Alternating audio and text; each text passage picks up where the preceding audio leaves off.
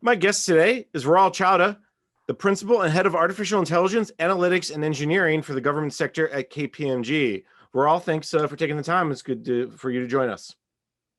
Thanks, Jason. Glad to be here. Let me set just a little bit of context for our discussion today. Over the last 6 months or so, agencies and companies have received a stark reminder about the challenges of securing data and systems.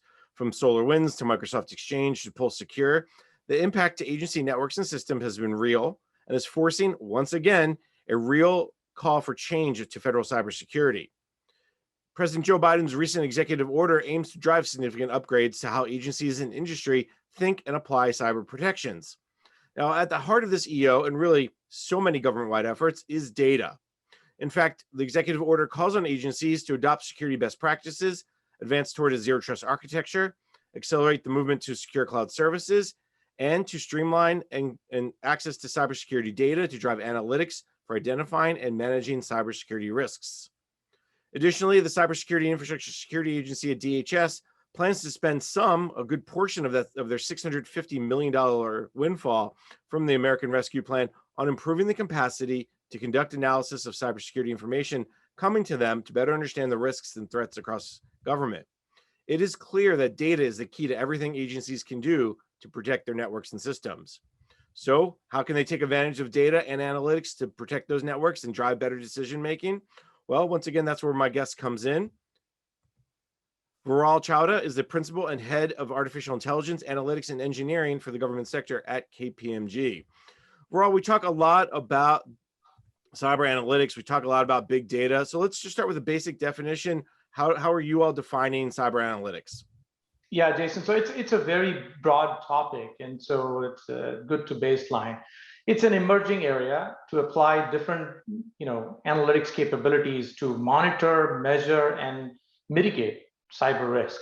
It also involves organizational change for many entities as it requires transformation of cyber functions from traditional policy-driven culture to real-time data-driven culture. And in practice, we encounter cyber analytics tasks that can be broken out into 4 different types. So first, descriptive analytics. Descriptive helps us answer questions like who, what, where, when. If I give you a simple example, who logged into the what system at what time from which location using which device. Now that's at employee or a contractor level. From there, if we go to program or operational perspective, it can provide insights into things like what applications still don't require multi-factor authentication, what hardware is going out of support, how much % of workload is on cloud, which device is using non-compliant software, which location is lagging in installing new patch, so on and so forth. From there, we go to diagnostics analytics, which helps us answer questions like why it's happening. As an example, why is the migration to cloud slower than what we planned for? And how can we focus our resources on high-risk areas? Example, this can include metrics like productivity, quality, model confidence, value delivered, and cost management, etc. So these types require clearly defined metrics, which helps measure and monitor a defined set of indicators, and use effective interactive tools like visualization and dynamic drill downs to better understand cyber risk from summary executive level all the way to down in the detail of operational execution. From there, getting up the maturity curve, organizations would adopt advanced analytics and focus on mitigation of cyber risk. And we can break it down into 2 types. Predictive analytics, which tries to identify high-risk areas before threats are exploited. And prescriptive is very advanced, and it's about recommending specific set of actions to respond to those risk analysis output. So advanced analytics has many potential to identify hidden risk and bring more value, but it also requires more sophisticated skills such as machine learning and predictive modeling or scenario planning and optimization.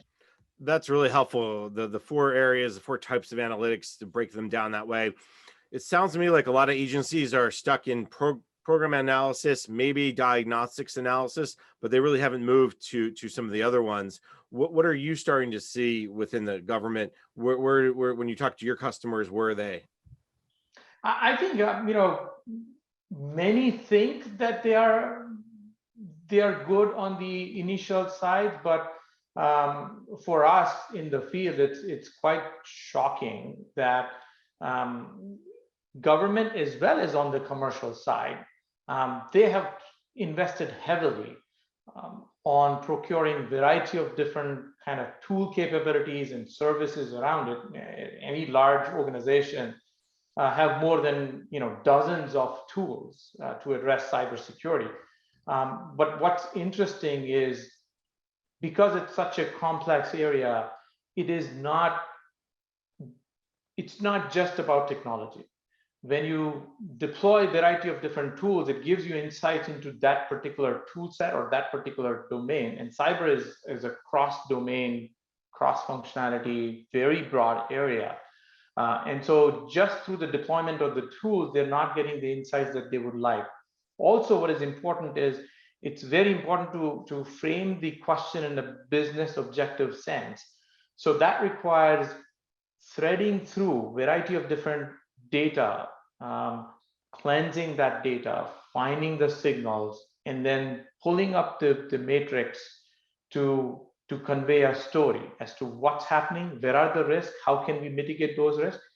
And through the siloed program, although organizations and companies could be drowning in a variety of matrices, but they still don't have a well-defined matrix program. So I think before even they leverage the advanced capabilities, and many are leveraging, it's not a sequential process, is what I'm trying to convey.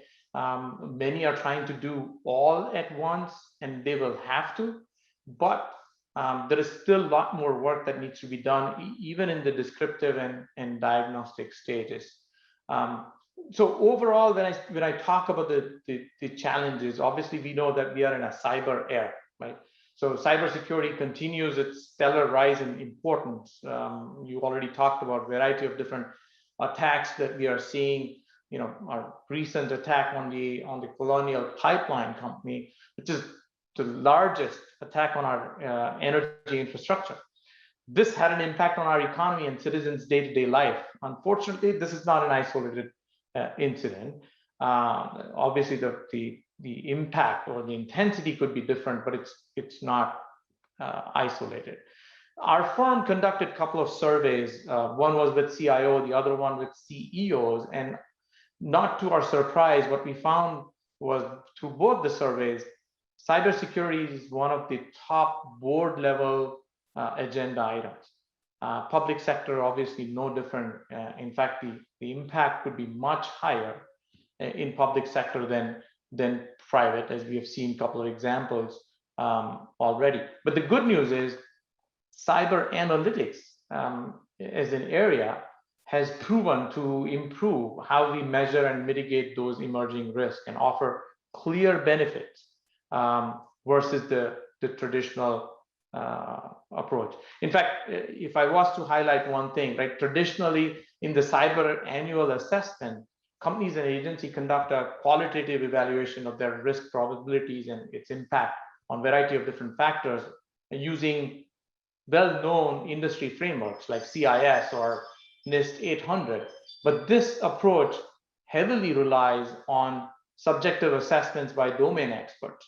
That means despite of significant investment being put into procuring cyber tools and surrounding services, executives are still not getting quantifiable, data-driven risk scores. And that's where the emphasis needs to be. Do you get a sense of why executives aren't getting these quantifiable risk scores? Is it the lack of data, the lack of analytics? You just said agencies have been buying tools. They've been spending a lot of money on we always hear the whole thing about a single pane of glass and dashboards, but why aren't the executives getting that quantifiable data? Do you get a sense of why? Yeah, so first and foremost, like I said, they have tons of tools. They provide insights into their respective function. But in order to provide an enterprise level view, companies need to make efforts and define a well-rounded set of high-level dashboards to meet their objectives.